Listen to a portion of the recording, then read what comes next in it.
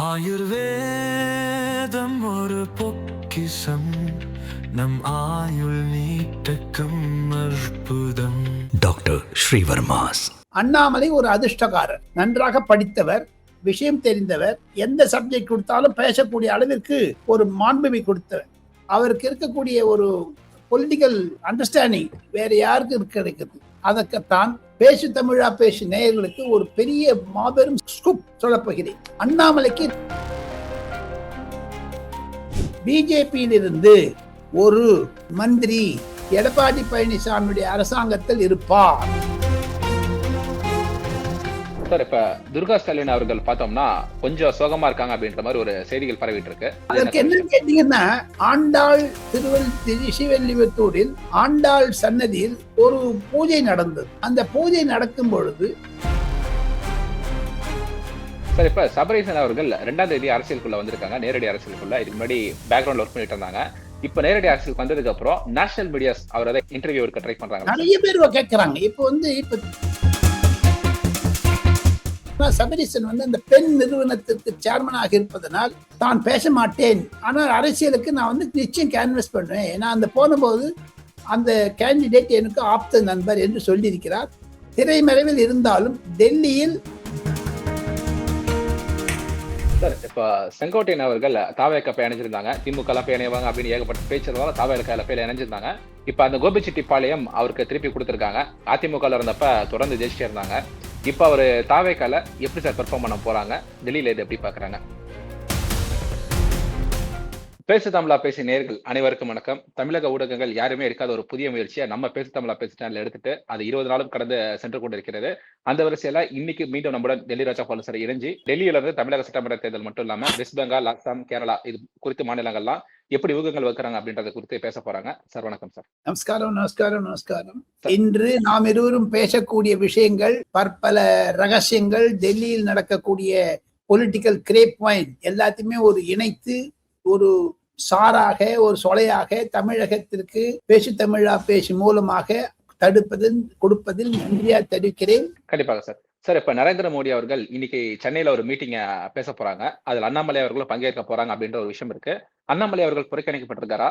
நரேந்திர மோடி அவர்களுடைய சென்னை பயணம் இதெல்லாம் குறித்து ஒரு ஸ்கூப் சார். எப்படி புறக்கணிக்கணும்? அவரே சொல்லியிருக்காரு, 210 தொகுதி நான் ஜெயிக்க போகுது, நான் எல்லா தொகுதிக்கும் நான் போய் கேன்வஸ் பண்ணுவேன்னு எந்த பிஜேபி கேண்டிடேட்ஸ்கெல்லாம். ஆனா ஒண்ணு, Annamalai is a lucky person, very lucky.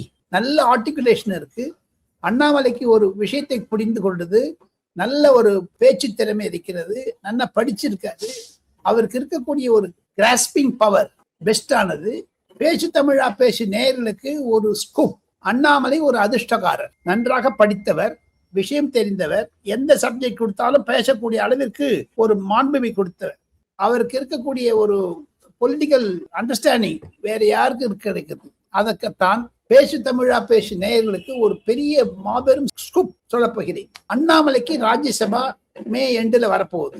அதற்கான ஆயத்தங்களை அமித்ஷா செய்து வருகிறார் என்ற ஒரு நற்செய்தியை பேசு தமிழா பேசு மூலமாக அண்ணாமலையினுடைய ரசிகர்களுக்கும் அண்ணாமலையினுடைய நேயர்களுக்கும் சொல்லிக்கொள்ள ஆசைப்படுகிறேன். காரணம் என்ன என்று கேட்டால், மத்திய பிரதேசத்தில் ஒரு சீட்டு எம்பி சீட்டு தமிழருக்கு கொடுக்கணும்னு ஒவ்வொரு அடல் பிஹாரி வாஜ்பாய் இருந்த போது கூட திருநாவுக்கரசு மத்திய பிரதேசத்துல தான் எம்பியா இருந்தார், மந்திரியானார்.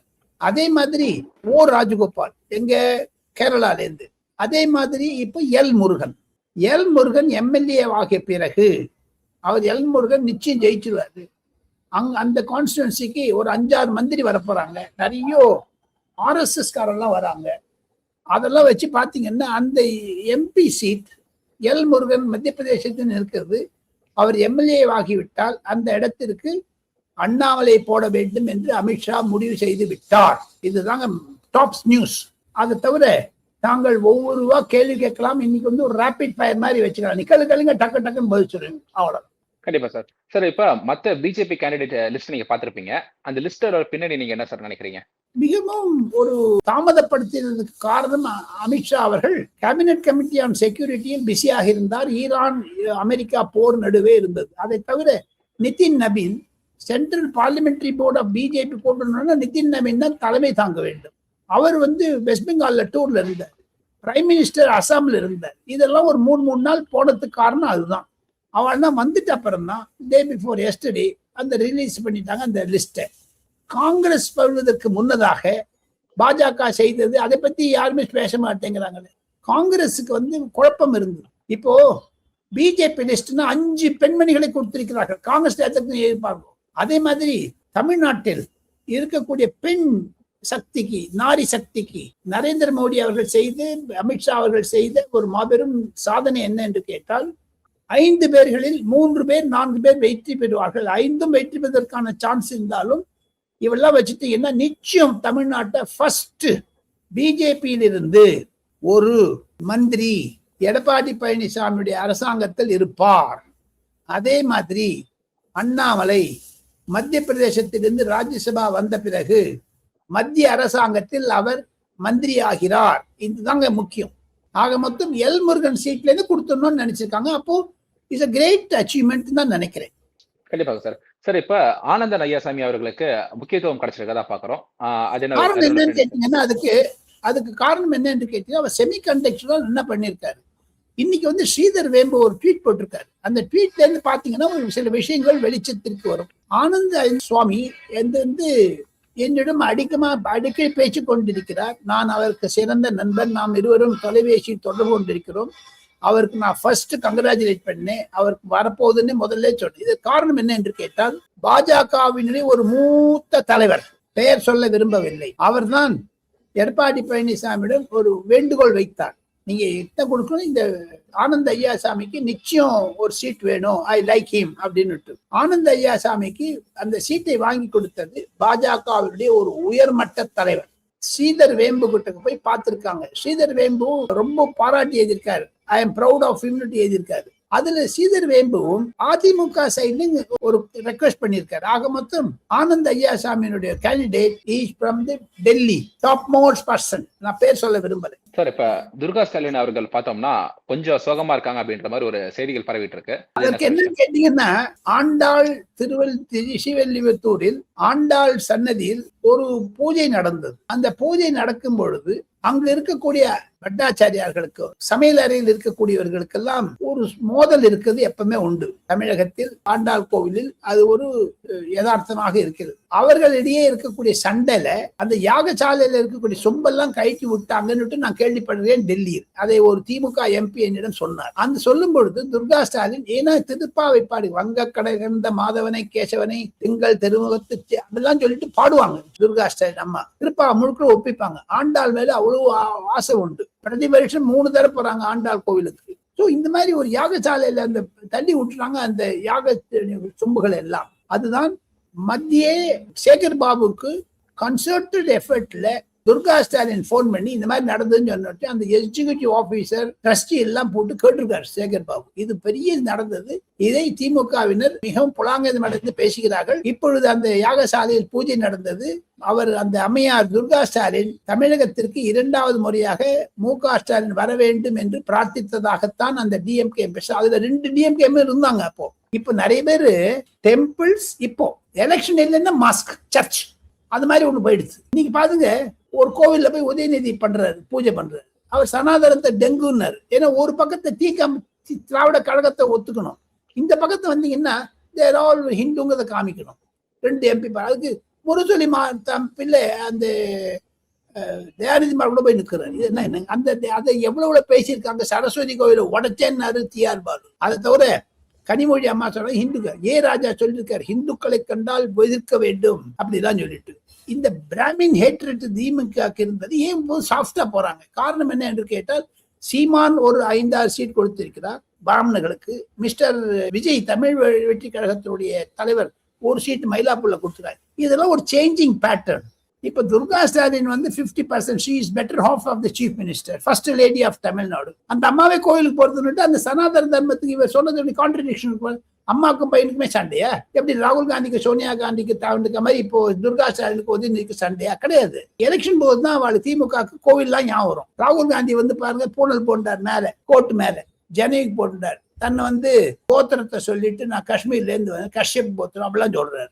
தேர்தல்னா இந்துக்களை ஏமாற்றுவதற்கு திமுகவும் காங்கிரசும் செய்ய நாடகங்கள் தான் நான் நினைக்கிறேன். அதே மாதிரி துர்கா ஸ்டாலின் செய்ததும் திமுக எம்பிக்கள் அதையெல்லாம் பிரச்சாரம் செய்வதும் டெல்லியில் அது ஒரு தேர்தல் யுக்தியாகத்தான் நான் பார்க்கிறேன். சின்சியரிட்டி கிடையாது. டிஎம்கே என்பது திராவிட முன்னேற்ற கழகம் அல்ல, டிராமா முன்னேற்ற கழகம் என்று சில பாஜகவினர் டெல்லியில் சொல்கிறார்கள். கண்டிப்பாக சார். சார், இப்ப விஜய் அவர்கள் பெரம்பூர்ல தாக்கல் செஞ்சிருக்கக்கூடிய அந்த அபிடேவிட்லயும் சரி, திருச்சியில தாக்கல் செஞ்சிருக்கக்கூடிய அபிடேவிட்லயும் அதுல ஒரு பெரிய சிக்கல்கள் இருக்கிறது. டெல்லியில் கூட எலெக்ஷன் கமிஷன்ல கூட பெட்டிஷன் கொடுக்க போறாங்க, டிஎம்கேல இருந்து ஏடிஎம்கேல இருந்து எல்லாம் சொல்றாங்க. தேர்தல் கமிஷனில் கேட்டாங்க, 3 நாள் இன்னும் டைம் இருக்கு, நாமினேஷனே ஒன்றும் முடியல.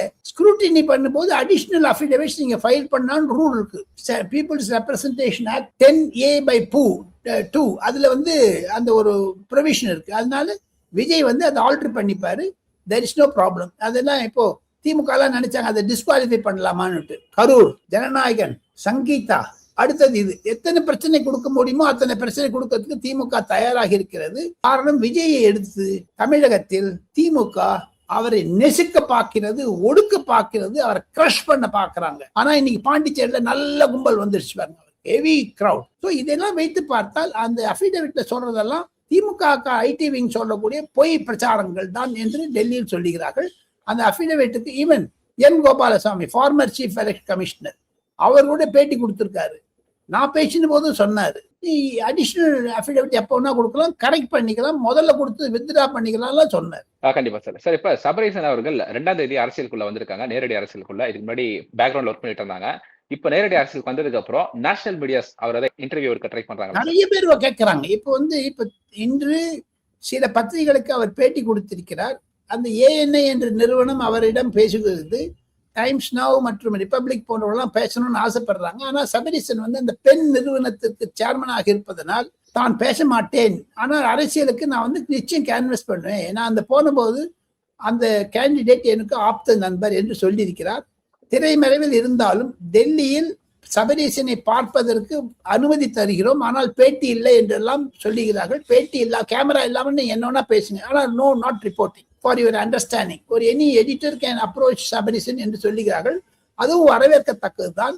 எது இருப்பினும் ராபர்ட் வாட்ரா மாதிரி இவர் ஆயிடுவாரா என்ற கேள்விக்குறியும் இருக்கிறது. ராபர்ட் வாட்ரா சோனியா காந்தியுடைய மருமகன். அதே மாதிரி முதலமைச்சருடைய மருமகன் எவ்வளவு திமுகவை ஆட்டி படைக்கிறார். அதை தவிர எடப்பாடி பழனிசாமி எல்லா தேர்தல் பிரச்சாரத்தையும் சொல்றாரு, 4 பவர் ஆஃப் சென்டர்ஸ் இருக்குது, அது சபரீசன் பேர் எடுக்கிறார். இதெல்லாம் தான் ஒரு சூழ்நிலை உருவாக டெல்லியில் இருக்கக்கூடிய தலைமை நிருபர்களும் ஆசிரியர்களும் சபரீசனை பார்க்க வேண்டும் என்று அனுமதி கோருகிறார் பேட்டிக்கு. அதுதான் பேக்ரவுண்ட். சார், இப்ப உதயநிதி அவர்கள் சேப்பாக்குல ஒரு அம்மன் கோயில் போய் பார்த்துட்டு வந்திருக்காங்க, அது கேள்விப்பட்டீங்களா சார்? போட்டோ பார்த்தேன், வீடியோ பார்த்தேன், பிளஸ் இந்த டெலிவிஷன்ல பார்த்தேன். இதெல்லாம் ஒரு நாடகங்கள், ஒரு மாலை போட்டுக்குது. அப்புறம் அவர் துரைமுருகனோட விபூதி எடுக்க மாட்டேன்னு சொன்னு கீழே போட்டாராம். இவருக்கு விபூதி கொடுக்கவே இல்லை. முதல்ல சொல்லிட்டாங்க திமுக காரணம், விபூதி எல்லாம் கொடுக்காத, பிரசாதத்தை கொடுக்கும், வாழைப்பழத்தை கொடுத்து சாப்பிட்டு போயிடுவாரு.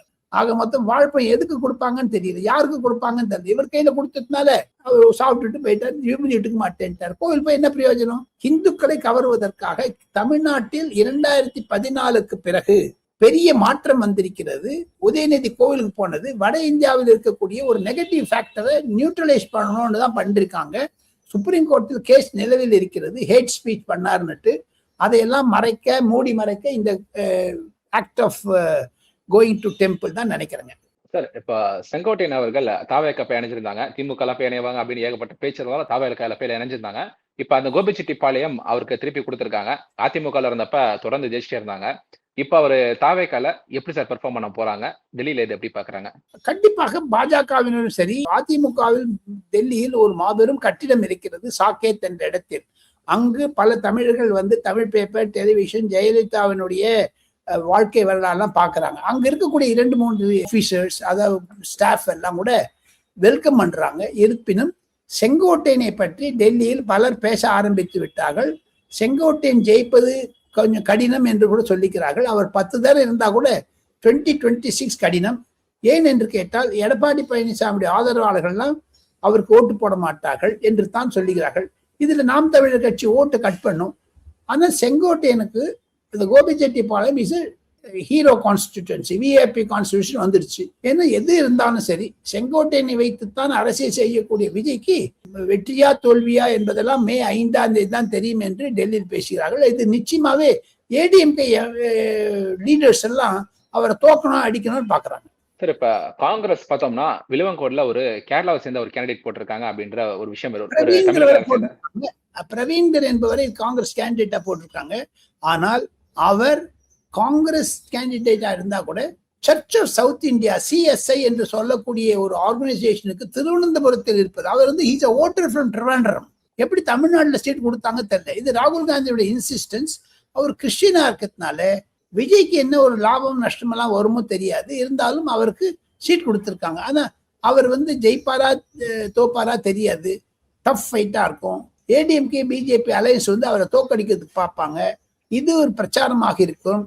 ஏன் ஒரு கேரளாக்காரருக்கு தமிழ்நாட்டில் சீட் கொடுக்க வேண்டும்? அவர் சிட்டிங் இதுவா இருக்கு, ஒரு சர்ச்சு சீஃபா இருக்கிறதுனாலும் சொல்லிட்டு இதனால அங்க வந்து ஒரு போலரைசேஷன், இந்துக்கள் முஸ்லிம்கள் பிளஸ் இந்த கிறிஸ்டியன்களுக்கு எல்லாம் உள்ள ஒரு மத வேறுபாடை உண்டாக்குவதற்காகத்தான் இதை காங்கிரஸ் செய்ததா என்று கூட இதற்கு செல்வ பெருந்தகை என்ன பதில் சொல்ல போறான்னு தெரியல.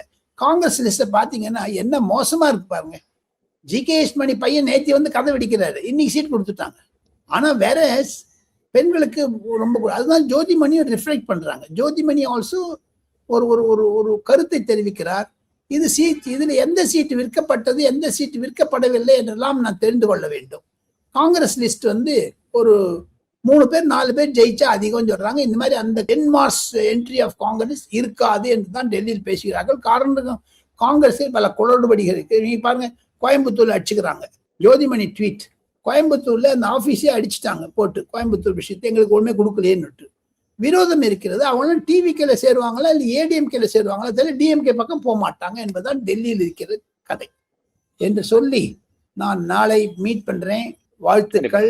வாழ்க பேசு தமிழா பேசு. சார் இன்னைக்கு எங்களோட நினைச்சு நிறைய விஷயங்களை குறித்து பேசுங்க சார். மீண்டும் நாளை அண்ணாமலை அவர்களை குறித்து பேசுறேன்னு சொல்லியிருக்கீங்க. ரொம்ப நன்றி சார். தேங்க்யூ.